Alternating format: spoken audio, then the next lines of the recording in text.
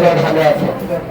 আজকে আপনারা ইতিমধ্যেই আমাদের সম্মানিত ইউএনও মহোদয়ের কাছ থেকে শুনেছেন যে সরকার এই যে আপনাদের বিশেষ সম্প্রদায়ের লোকজনের জন্য কিছু সুযোগ সুবিধা দিতে চায়।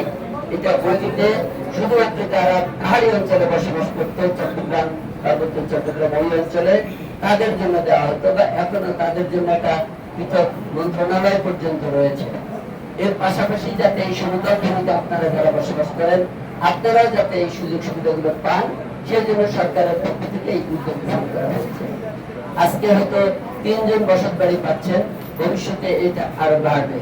এটা আপনাদের উপর নির্ভর করবে। আপনারা যদি একটু আমাদের সঙ্গে বেশি যোগাযোগ করেন, আপনাদের সমস্যাগুলো আমাদের সামনে যথাযথভাবে তুলে ধরেন, তাহলে আমরাও সরকারের কাছে সেই প্রতিবেদন দিতে পারবো, আমাদের উপজেলা প্রফেসরের মাধ্যমে দিতে পারবো। আমাকে ভোট দিয়ে নির্বাচিত করেছেন আপনারা, আমার মাধ্যমে সেখানে প্রতিবেদন যাবে, গেলে এই সুযোগ সুবিধাগুলো বৃদ্ধি পাবে।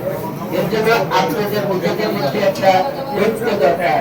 আপনাদের মধ্যে যেন কোনো বিভেদ না থাকে, একজনের মধ্যে একে দেওয়া লাগবে আর আরেকটা বাদ দিতে প্রমুখকে দিতে, এরকম না হয়। বরং পর্যায়ক্রমে সকলেই যেন সুযোগ সুবিধা পায়। আপনারা সকলেই কিন্তু সুবিধা পেয়েছেন। এই সমতলে আমরা বসবাস করছি, আপনিও বসবাস করছেন, কিন্তু আমার অবস্থান এবং আপনাদের অবস্থানের মধ্যে একটা পার্থক্য, এটা চোখে দেখলেই বোঝা যায়। সুতরাং আপনারা সবাই সুবিধা বঞ্চিত, তো সেই সুবিধা আদায় করবার জন্য মানুষ ঐক্যবদ্ধ থাকতে হয়। একটা যারা ভ্যান চালাচ্ছে, ভ্যান শ্রমিকরা, তারা তাদের সুবিধা আদায়ের জন্য একটা সমিতি গঠন করে কিন্তু তারা দাবি দেওয়া আদায় করে।